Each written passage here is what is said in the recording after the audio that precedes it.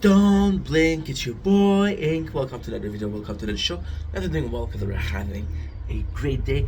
By the title of this video, we know what the subject is. It's a bunch of Akira Toriyama game. And the reason why we're doing this video, this very specific video, is because I realize that I may have talked about the father figure of Western manga, of Western anime. I talked about how much of an impact had Akira Toriyama, the creator of Dragon Ball, had on the manga and anime industry, and how many mangaka were inspired to become mangaka because of Dragon Ball. So basically, the guy who created Jujutsu Kaisen, the guy who created Naruto, the guy who created One Piece, the guy who created Bleach were all influenced by the one and only Akira Toriyama. But what I haven't mentioned is enormous and not so little contribution to the gaming world. So Akira Toriyama is behind game like Dragon Quest. Dragon Quest, although possibly not directly involved with the latest title, it was involved with the very first couple of titles. Dragon Quest is a RPG game that is lasting as long and old as much and as old as Final Fantasy. It's an RPG. When it comes to RPG, old school RPG, so we're talking about NES, we're talking about PS1. There's an internal battle between Final Fantasy and Dragon Quest as who is the best RPG. And I couldn't tell you as myself. I couldn't tell you. What I can tell you is that we're having a beautiful, beautiful battle because again, Akira Toriyama, who was behind Final Fantasy, a different person every time. Akira Toriyama is a constant behind Dragon Quest. The fact that they were similar to character. I remember this was one of the first game I really begged for. The Dragon Quest 8. And the only reason I begged for it was because in the ads we had the main character transforming into Super Saiyan. Yeah, I was like, I need that game. Also, we can mention the Dragon Ball. We can talk about the Dragon Quest. We have to mention Dragon Ball from Dragon Ball Budokai to Budokai 3. From Dragon Ball Budokai Tenkaichi to make the Budokai Tenkaichi 3, to Dragon Ball, and I'm forgetting a lot. There's so many titles from the PS2 PSP game to the 3 game on PS3. There were so many titles from Dragon Ball, and all of them were behind Akira Toriyama. And you might tell me, well, they weren't really involved. And again, his world, his universe.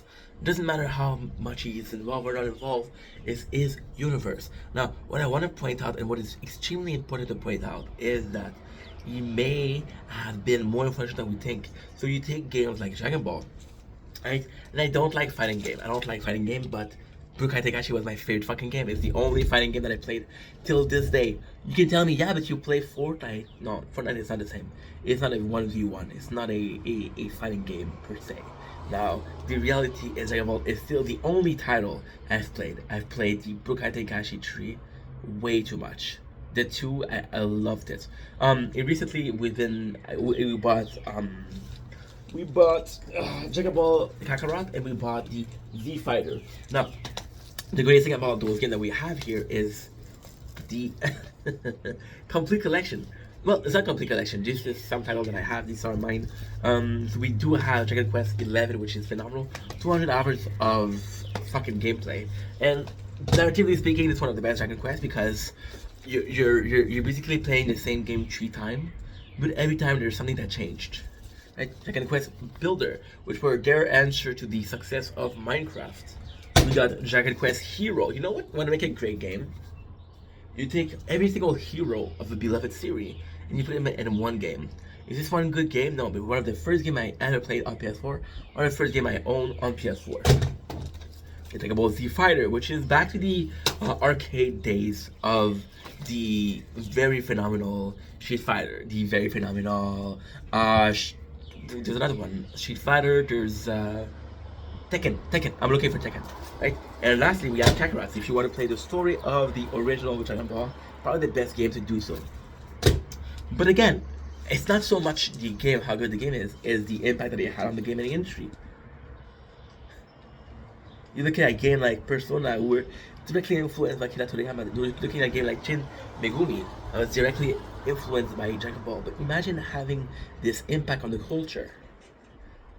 Now, a lot of people are saying, yeah, Akira was amazing, but the amount of hard work he put, the amount of sacrifice he did with his family, with his loved one, all of this for us, all of this to make this better place. I'm a manga fan. I could imagine my life without manga. But I prefer this timeline where I know manga. You see, all of those games, right? But Dragon Ball was one of the first game I kind of boycotted. So it's like every single time it's it's the same game but with new character. I boycotted that game. I said I'm not gonna buy it anymore. The last game I bought was Dragon Ball Xenoverse 2.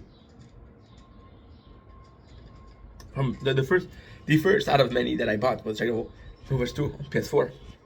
And even that game, you had the Time Traveler, which was future Trunks and the involvement of future Trunks.